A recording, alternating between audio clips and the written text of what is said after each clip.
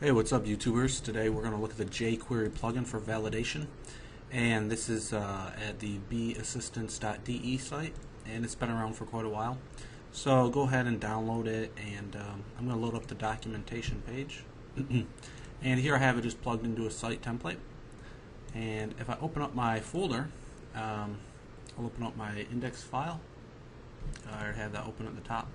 So I've just included jQuery and then the jQuery validate. There's also another one called additional methods that you can use. If you look at the non-minified version, it has ranges, zip codes, and a couple other validation methods. What I have down here is a form, and it's similar to the one on the example page of the jQuery validator. And that would be on this page if you scroll down and just go to the view source. And it's similar to this form here, but we're going to do it kind of our own way, in a cleaner way. So you give your form an ID so that we can grab it, and we have a label for each input. So a label for name, and that represents name equals name, age equals age. So the name field attaches to the label. The ID is so that the actual validator can grab it based on the ID, because that's how it does it. So to get started, what we're going to do is say myForm.validate. Whoops. Now in the demo you'll see that you can add classes such as this. I could say class equals required, and I'll go ahead and refresh that guy. Refresh, submit, and it says that is required. Okay. However, I'm not going to do it this way because I think it's kind of a messy way to do it. I'd rather do it all in here. So what we do is we throw in an object, and we create a section for rules with another object, and then we use the ID names of the fields. So if I scroll down, I have name, age, email, URL, and two agree boxes. So I'll say name, age, email, URL,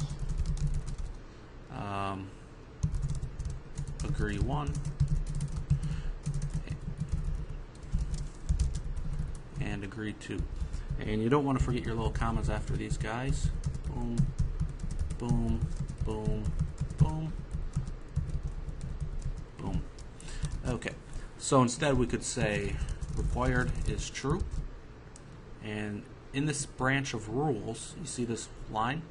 We're adding rules for each one of these. And I want to make all of these required. Oops. So just let's test that out. And I'll just hit submit. And it says this field is required. It's all required, and you can check that off. It'll disappear. Test, submit, and it goes away. Okay. So for a name, we can do stuff like min length of 2 and max length of 10. And try not to forget your commas. I do that sometimes and get confused, so I'll put TE. So the min length is 2, that passes. Let's just try 1. Please enter at least 2 characters. Cool. Now there are HTML5 validators, but I don't know if you should use that yet. I don't know how well that works with IE or Opera and Safari. I'm not too up to date on those. So for, let's say, age, we could say number is true. For email, we can validate against email and just say email is true. So I'll go ahead and refresh and test, test, test, test, submit. And something went wrong. It looks like I missed a comma. So if something goes wrong, just try not to forget your commas. I'll try that once more. Test, test, test, test, submit. And enter a valid email, test@test.com. Submit. A valid number, 22. Cool. And those are some generic rules. So what we're going to do is work on the messages now. I'll show you the message section. We'll do comma, messages. And just like the rules, we create another object. And for each message rule, we can add our own. So for name, I'd create another object, and for required, I'll say don't forget your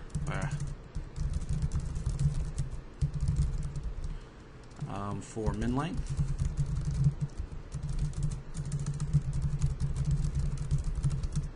Your min length is not right. Okay, so that's a way we can do custom messages. So I'll submit, and it says don't forget your name, and that's optionally up to you. If you wanted to, let's say, throw in what the digit was, so let's say for min length, your min length of in those little squiggly brackets and 0, but we have to jQuery format that, so I'll say $.validator.format. Okay, and let's try that out. Refresh, submit 2, and it says your min length of 2 is not right.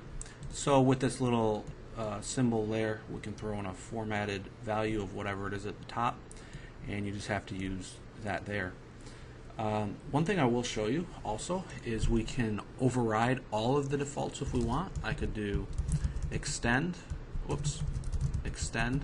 .validator.messages, and we just throw in an object, and what I could say is required equals you gotta do it, bro. And I'll go ahead and refresh that guy and submit. And this field is required, so that is not working correctly. So let me try jQuery validator messages, not message. Refresh and submit, and you got to do it, bro. So you can extend if you wanted to override all the defaults, like email would be this ain't right, Playboy. And if an email is required, let's do yeah, this ain't right, Playboy. So that's if you want to extend it. In this instance, I'm not going to do that at all. I'll just leave it how I have it set up. Another thing we can do is change the default behavior, and to do so, I'll just do it up here. I'll say .validator.setDefaults and make an object inside that guy. And let's take a look at something. I'm going to press Control-Shift-C in Chrome so I can open up the little selector. And when I select this, it creates a label for an error. Okay, so it's a label, and the class is error. And we can change those. We can do error class, and I'll call it form error. And error element will be a div instead. And I'll refresh and submit. And there's divs now. You see the little yellow box that says div form error, or you could look down here, div form error. It really depends on how you want to handle it. You can also change your error placement. So error placement, and this is a function where you pass in the error and the element. Okay, and I'm not going to do anything here yet. So we're going to look at another part of the script, which will be the submit handler and success. So I'll just pop this below messages. I'll say success, and this is a function. So function, by default they're called labels, what they create, but you can just call this anything you want. I'll just call it element so it's easier to understand. So I'll say element.remove. Okay, so I'll go ahead and refresh, submit. No errors. It looks like I have a comma problem again. Let me take a look. Actually, it might be this guy here who's causing the problem. So I'll refresh, submit, and he was the problem. So there's don't forget your name. I'll go ahead and press submit, and it gets rid of that element. You could change the class name or do a whole bunch of custom things, whatever you want inside the success handler. And what we also want to do is a submit handler. So I'll say submit handler function. And inside of here, what I want to do is get the data from the entire field when it's good, and post that. So I'll say var data equals my form, which was the form ID, dot serialize. And that's just like something we can nicely pass into PHP. So I'll say post of of, I'll say save.php, and I'll pass in data and a function of O, and that's just kind of a standard post thing. I'll make it JSON compatible, and I'll do console.log of 1. Actually, I'm going to do console log of O, just a standard AJAX request. So this submit handler shouldn't fire until we're good to go. So I'm going to open up Firebug because I prefer that for AJAX calls much more. So I'll refresh, and let's see, submit. Okay, so I'll say Jesse22 test.test.com, check and submit. And you see down here, when the form is valid, the submit handler is called. I do have a file called save.php that I created, and I can open that up, called save.php, and I just did a print R of post, and it didn't post because I forgot the pound sign before the my form. So I could try that again, post, and it didn't work that time either. Serialize, post save PHP, and data. I forgot to refresh the page. Jesse22 test.test.com, submit. Whoops. And submit. And there's our array. We got that, so we could work with that in PHP. So that's a basic layout. Something else we can do is called a remote action. So for email, let's say, I'll say remote, and for that we can call a PHP script. I'll just call remote.php. And I've already created one in here called remote.php. And what happens is when you do a remote call, it passes a get URL. So I'll go ahead and refresh this. We'll take another look. Email, I'll say test, submit, and it says enter a valid email address, test. So those rules have to pass.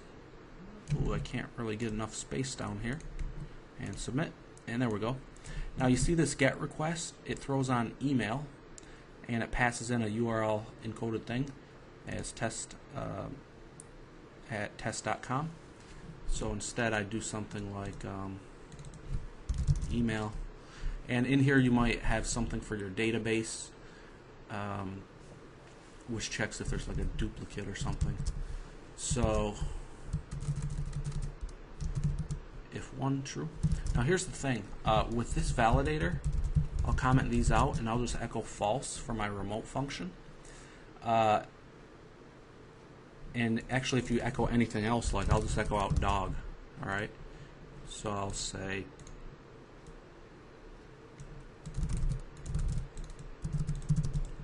I gotta get down there to the bottom. Submit. Okay, and it looks like that's not calling again. Test at test.com. That is a valid email. It looks like we have a problem with that, and that brings up a good question of what's it called? Resetting the data for the validator, or oh shoot, what was it called? Let me think for a second. It'll come to mind. We'll just ignore that just for the time being. We'll get back to it. I'll say test at test.com, submit, and whoops, console. And this gives back dog. So for remote failure, let's make a message. If I go to index and under email and remote, I'll go email remote.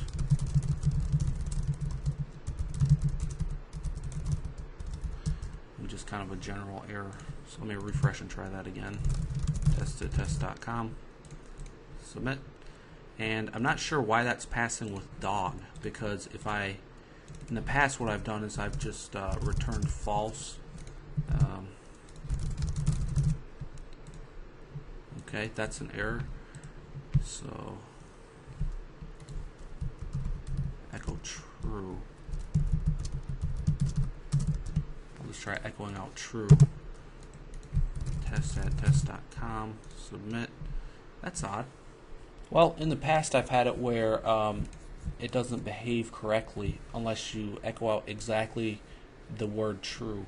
I think what it's doing is it's translating this to a string or something. I don't know. So anyways, back to the form part. So we have this error here. If we resubmit, it won't let us redo the email form. So R1212 submit. You see how that Ajax, it looks like it's good, but it's not recalling.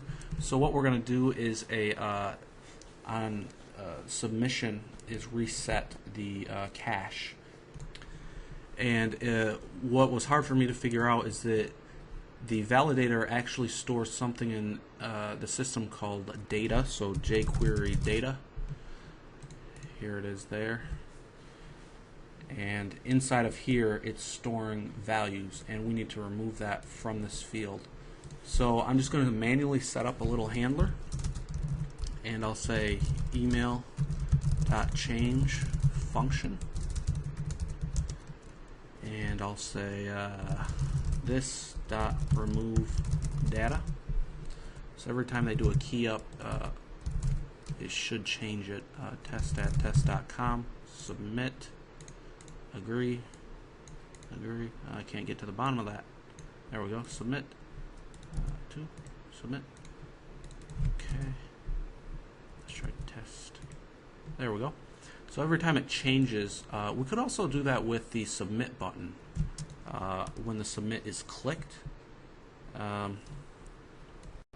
So if I wanted to manually do this, I guess I could get the ID of my form rather than a form change.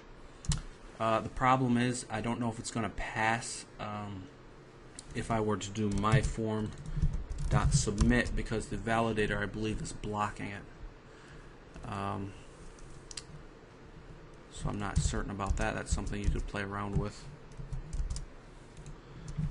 Another thing you can do is, if you do not want this to go through like save.php and have to call something like window.location.href equals success.php, like you don't want the post to actually go through JSON, or sorry, through Ajax call, you could do something like this, and I just copied this off their page. So I'll just say form. So for the submit handler, we have the form, and we're just going to make the form submit itself. If you were really lazy, you could just say my form .submit, kind of the same thing. And I'll just get rid of this for now. Let's see how that works. I'll go ahead and refresh this page. I'll say name Jesse22 test.com. Submit. And it looks like that is passing, but we need to check if it's valid because something's holding it up. So for the submit handler, what I'll do is check if it's valid, and I'll say my form .valid, and we'll do alert valid. And that will tell us if it's valid. Now the thing that's concerning me is that the submit handler looks like it's again locking out some stuff. So I guess I'll do it in here as well, just because I'm not certain. Refresh, submit, 22, test, and test.com. Okay, submit. And yeah, that's not calling. So for the email form, let's change this once more. And the form says it is valid, so it should be going through. So it looks like I'm going to manually make my own submit handler. So let's cut that guy out, and I'll say my form .submit function,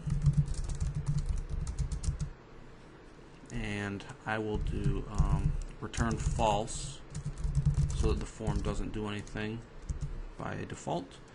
And let's see that submit handler, and we're just going to check if the form is valid. So if valid, else. And I'm going to throw in some bullets here to see where we are. It'll be either a 0 or a 1. So if the form is valid, we'll see what happens. So let me click submit, and it alerts false. Good. And it console logs 1. So it logged this. Okay.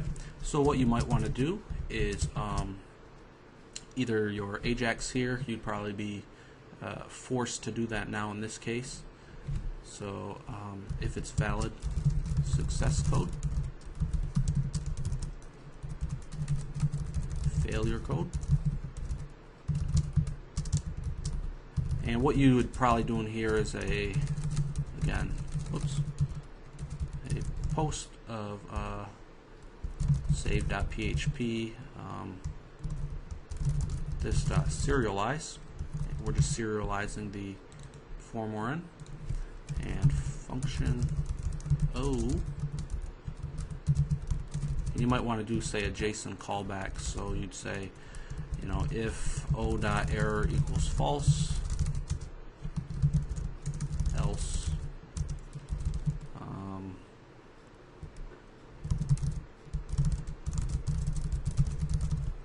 show the post error someplace. And here we do like window.location href equals success.php if we were to redirect it. So for the save PHP page, you'd have to output some JSON encoded data. I'll comment this out and I'll say echo JSON encode of an array. And inside this array I'll say error of 1. That way we can test it out. So if the form is valid, we will check the post. Otherwise, I don't know, let's just alert the form is invalid. You could make that all pretty at some point. So test23 test.com, and we got that email handler still on there. So submit and save, and error of 1. The form is invalid. I wonder why it's saying that the form is invalid. This serialized function, it's having a problem with the remote data. So a potential workaround would be something like with the post, whatever happens, I suppose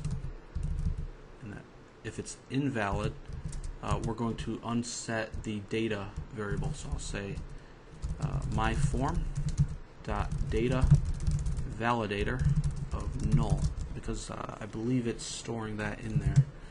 We'll try again. Test22 test.com, and test, boom, boom, submit, and it saved it, and the form is invalid again. Okay, and I'm going to get rid of the email change thing that's alerting the valid. Okay, so I believe the problem is what's happening is, let me refresh. I'll say test, just throw in some values again. Sorry, I have to keep doing this. Boom, boom, submit, and we get all this to process. Okay, I hit submit again. The form is invalid. Press it again. It just erases everything. The form already had its day in the sun, and it needs to be reinstantiated. So what I would do is validate. I'd give this a variable. So I guess I'll just call this validator. Let me just call it v. Oops, sorry. I'll just call it v. Okay. So v equals that. And what I'm going to do is, when it fails, if valid, if invalid. Okay. So down here, what's happening is they submit the form, and if it's valid, if it's invalid, either way, we want to clear the data, especially if it's invalid, because it's going to redirect the page if it is okay. So I'm going to do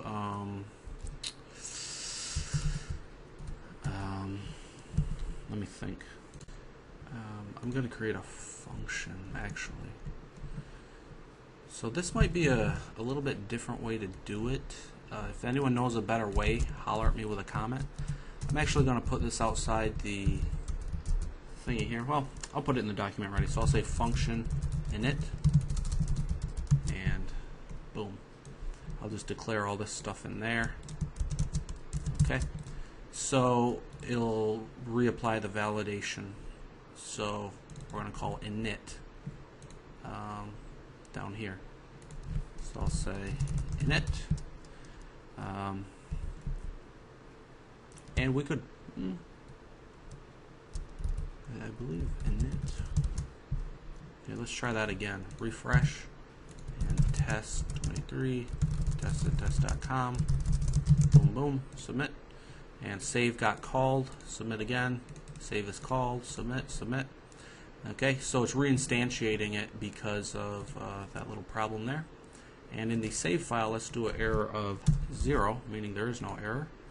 So I'll submit, and it refreshes us to a success PHP page, which I'll just create a blank one, call it success. Okay, refresh, boom. Okay, so that's a pretty good start. There are quite a few more features that you could dig into. I will upload this and provide the URL in GitHub if you want to download it, and thanks a lot for watching, guys.